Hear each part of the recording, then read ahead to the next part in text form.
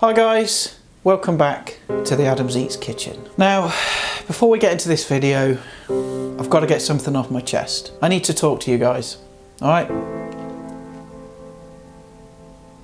Struggling to get this out, to be fair. I've been wanting to say this for the past 11 and a bit months, and the last few days I've just kind of been mulling it over, how I'm going to tell you, how I'm going to say it, and there's no easy way to say it really. So I'm just going to come out with it.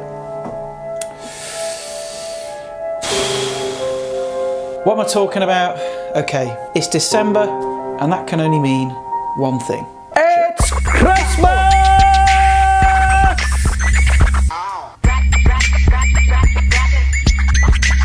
What am I doing with my life? What am I doing with my life? Guys. Well, as you can guess, it's Christmas. That time of year when Adam makes a complete tit of himself. Well, I make a tit of myself pretty much the rest of the year. But at Christmas time, for some reason, it brings out the worst in me. Or the best of me, whichever way you see it. Now, to get you into the spirit of things, what better way to start this festive season than with a nice glass of mulled wine? Don't buy it from the shops, alright? It's rubbish. It's never really got any flavour. So I'm going to show you how easy it is to make it yourself. Gosh, it's starting to itch already. So let's crack on with it. You know the drill. If you look down below in the description, you can get a list of what you need there. And also if you press that pause button now, you can get a list of those ingredients there as well. I'm sorry if you can hear that alarm in the background, but there's a shop down below. I think they're being burgled, I don't know. But anyway, we'll crack on. The first thing we need to do is slice up some fruit. Ho, ho, ho.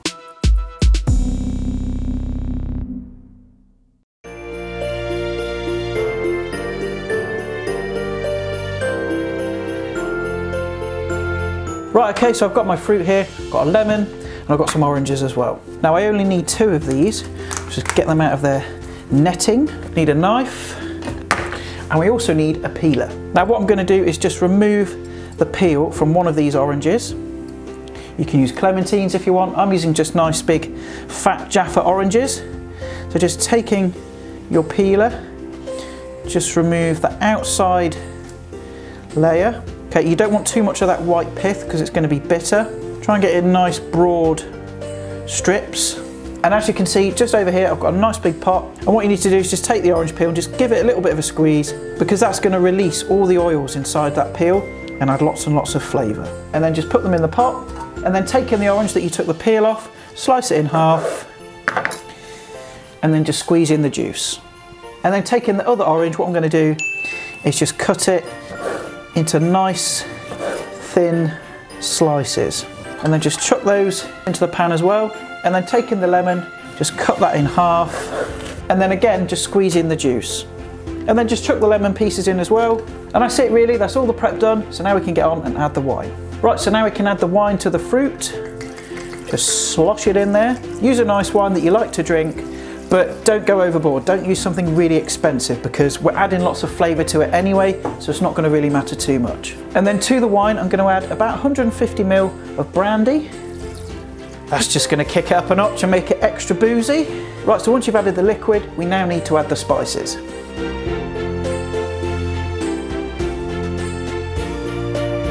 Right, okie doke, so let's add our spices.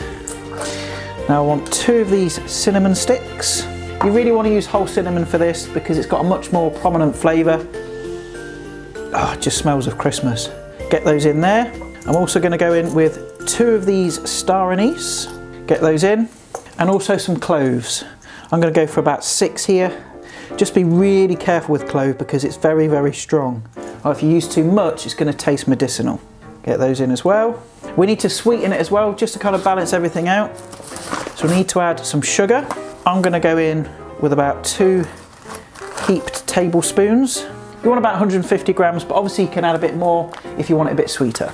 And that's it, that's your mulled wine mix done. We now need to get it on the heat. Right, so I've got this onto a really low heat. I'm just going to give it a bit of a stir just to get that sugar evenly dispersed. Now this is the most crucial point when making mulled wine. You mustn't bring this to a boil. If you do that, you're going to kill off the alcohol and then you just kind of might as well not bother. So all you're looking for is tiny little bubbles that appear on the surface, just a really, really gentle simmer. And you want to leave it to putter away for about 5–10 minutes so all those kind of spices and fruits and flavours can get involved with each other and make it absolutely delicious.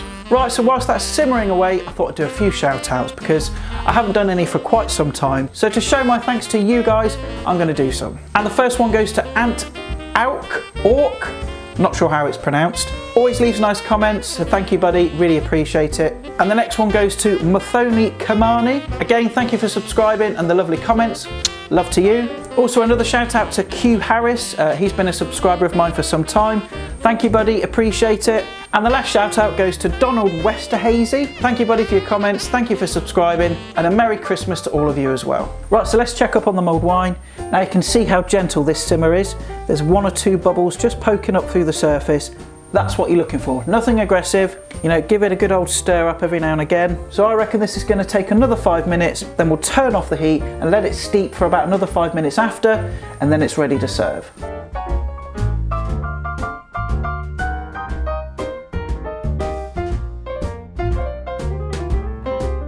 Right, so the mulled wine has been sitting now for about 5 minutes, so now we need to strain it.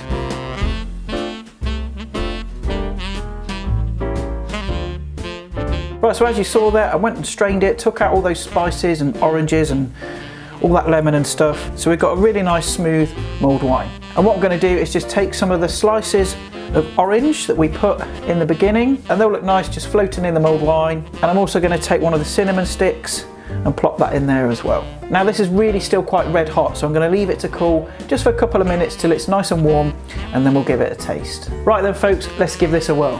First off, I'm just going to take these flipping glasses off because they're making my nose itch and they're irritating. Here we go. Oh, it just smells of Christmas. Now I could put it in a glass and be all civil about it, but I'm not going to. Now that is an assault on the senses. That brandy in there really took it up a level. You know, you don't have to add that, but it does give it a bit of oomph. And the first thing that hits you is that spice, that cinnamon, that clove, the star anise, all combines together to give it a really nice sort of Christmas flavour. It's just what you want on a cold night. And then you get that really nice sort of citrus flavour from that lemon and orange, but it's very alcoholic. Very alcoholic. I think I'm gonna have to put that down. It's starting to go to my head. Now just one more. Now I used 2 bottles of wine there, so that'll serve about between 8 and 12 people. But there we go, really simple, nice and easy. As I was saying, really simple, nice festive little drink, and it tastes wizard as well. And because there's brandy in it, it's going to get you absolutely mullered. Well, that wraps up today's video, guys. Hope you enjoyed the recipe. I'm going to do some more Christmas stuff as well, as and when I can.